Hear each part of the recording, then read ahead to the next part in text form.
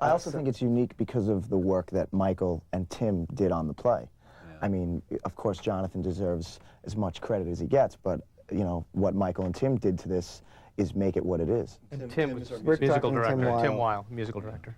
I was thinking about it as we were watching on this video of your song. It's just, I mean, to be in a place like that theater and hear you sing it there, it's just the world different. No matter how good the acoustics are, no matter how good our reproduction abilities are, and perhaps not as good as it should be here this evening, nevertheless, at the best, it's not as good. It's partly because it's live, and it's also the community of people that are there. That's right. That's right. It's who shows up, and it's you got to show up. And there's a oneness about all of them, regardless of where they come from. That's right. That there's some shared moment there with this particular play.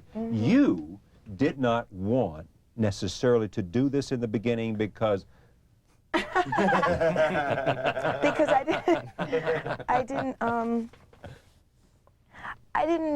didn't take musical theater very seriously. I'm not a musical. It didn't relate to you.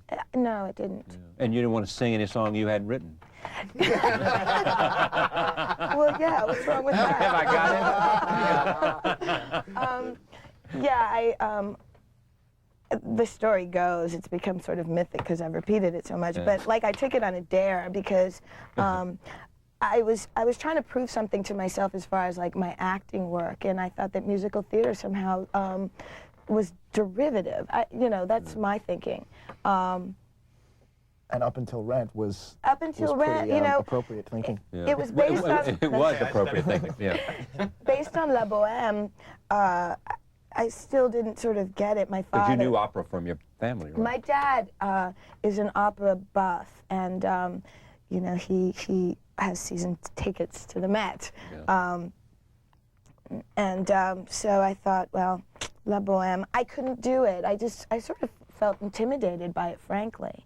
And then I heard that this Mimi had HIV and was an S&M dancer and was a junkie, and I thought, you know, and it was based on characters that were on the Lower East Side, and something like clicked in me, and I said, well, I have nothing to lose, and so I auditioned, and that's when I met, you know, Michael and Jonathan and Tim and Tim Weil, and what do you think you've gained? A life in theater. I have experienced a change of lifestyle and a change of.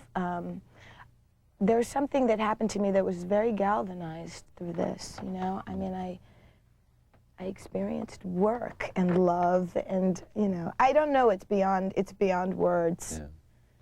This is not. Take a look at this. This is Out Tonight. Out Tonight, performed by Daphne Rubin Vega. Here it is. We don't need any money. I always get it for free. You can get into if you get in with me. Let's go. Tonight.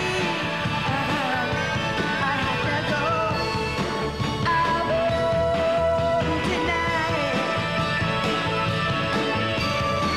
You wanna play? Let's run away. We won't be back before it's Christmas Day. Take me out tonight. Meow. So what do we think? How do I get tickets? Yeah. My God. Is there a sense, you guys would know this perhaps better than they would, is there a sense that this is breakout time for a number of performers here who...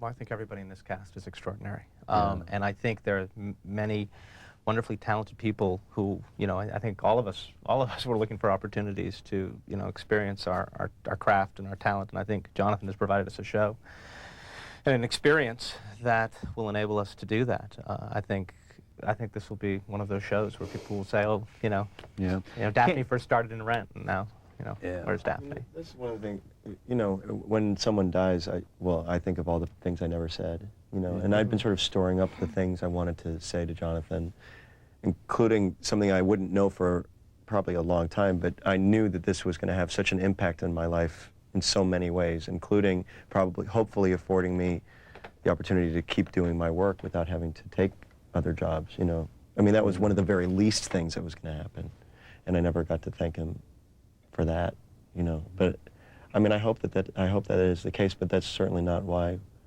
I did it. You were closest to him, perhaps, among the people. Well, I think Daphne. I mean, we did the workshop together, you know, Daphne and I. I mean, I did feel close to him. I was certainly looking forward to getting closer to him and continuing to collaborate with him, you know.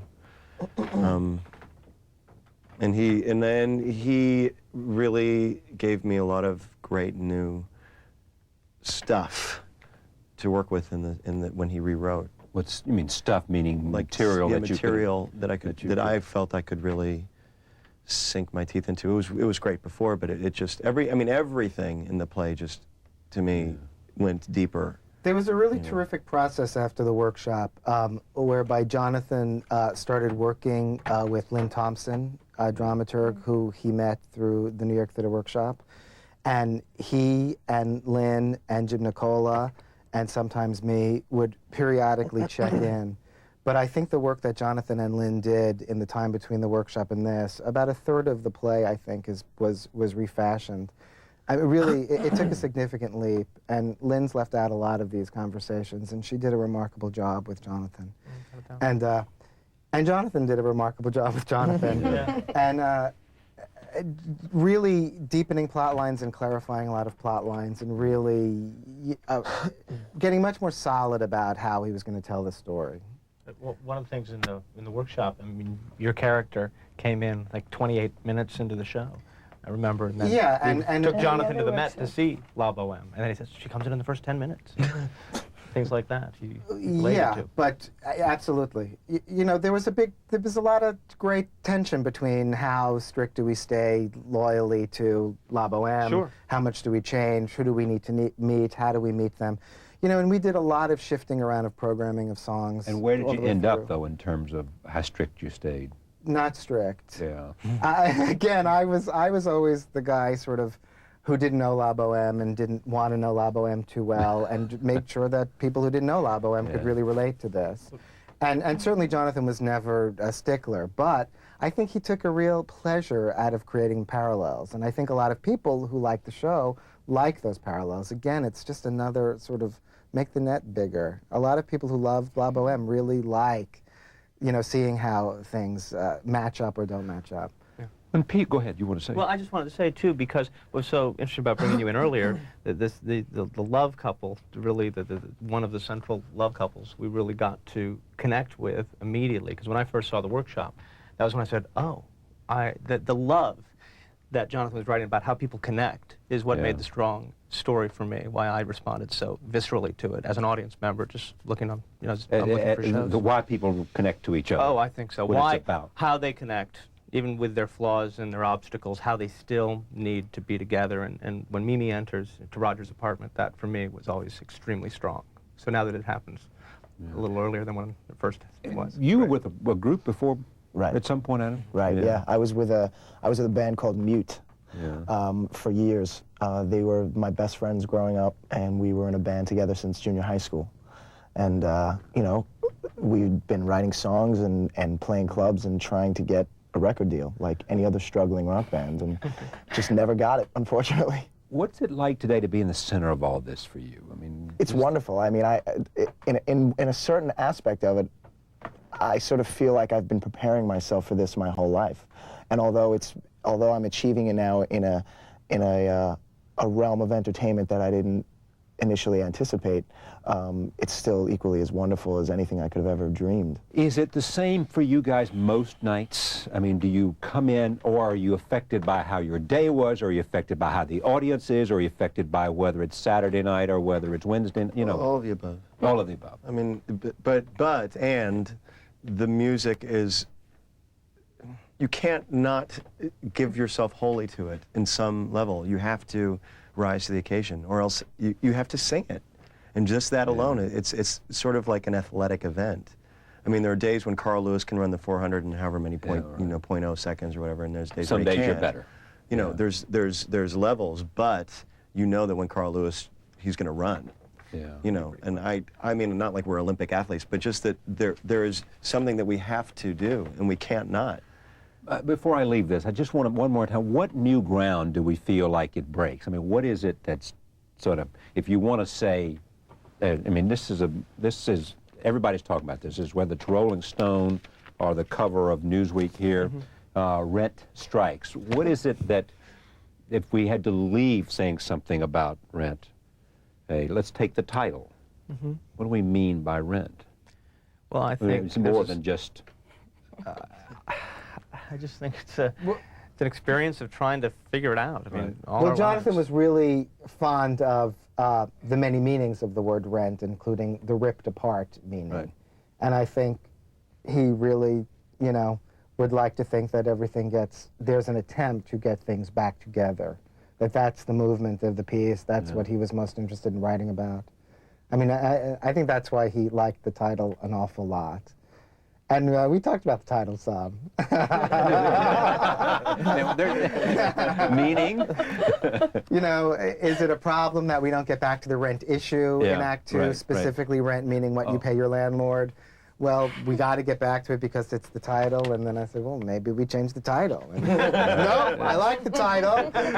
So I'm glad we got past that. Congratulations to all of you. I mean, I'm pleased and honored to have you on this broadcast because it is a wonderful evening.